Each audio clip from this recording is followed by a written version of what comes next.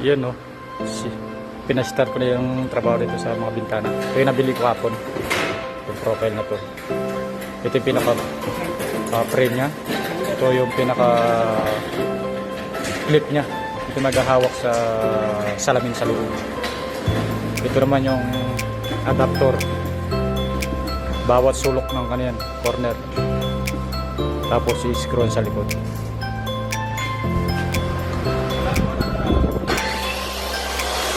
Pero dito dapat nakaposte tayo yun. Dito ipapasok yung adapter.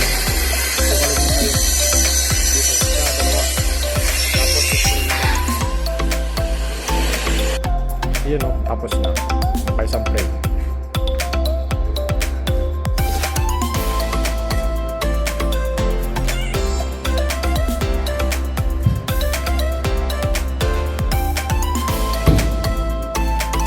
Yan, ganyan dapat itong pagkano ng mga adapter.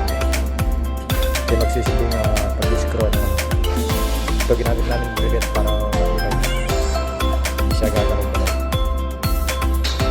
Sinakay na yung rubber. Ito yung rubber. Dito magsasag yung salamin. Ito nasa labas ng ano eh.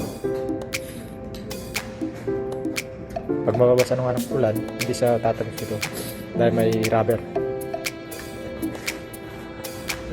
Yung tamang pagkasa ng dito sa 45. Yan. Sinusuot lang yan. Yan o. Walang awang. Miya. Yes.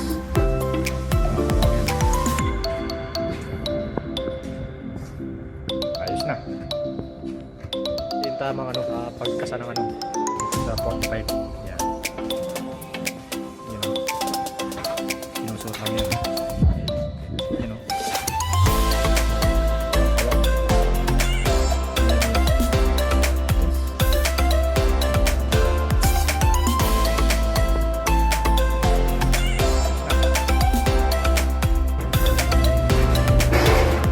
Yun o, deliverance lang yun. Yan, wala nang medyo maraming tao para iwas basag.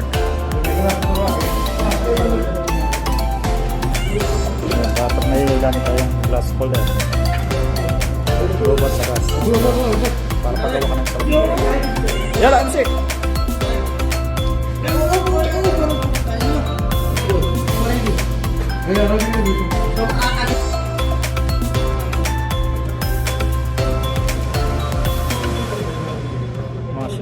Masya Allah.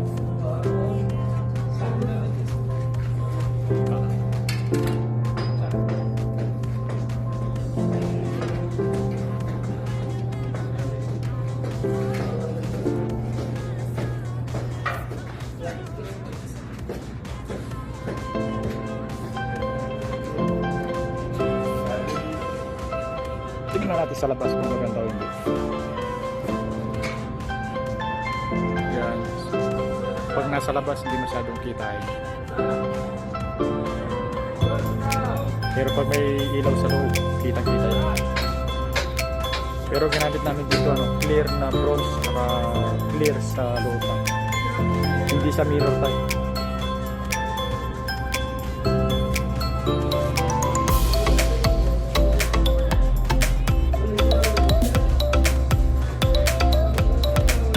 Rubber na pinaglalagyan para hindi gumalaw sa loob.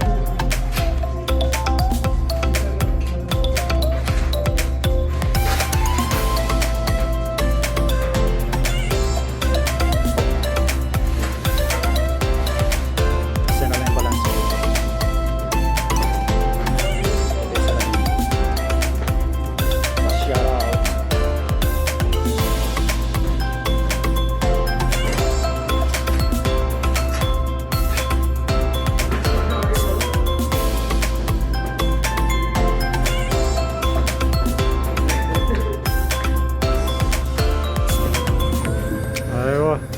Glass finish eh?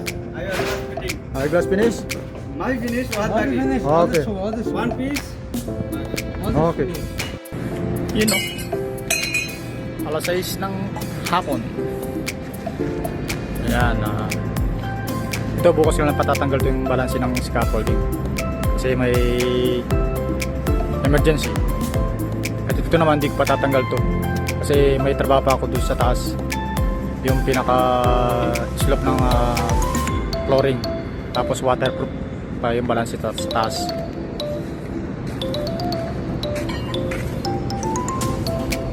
So mga palilinis ko na lang to.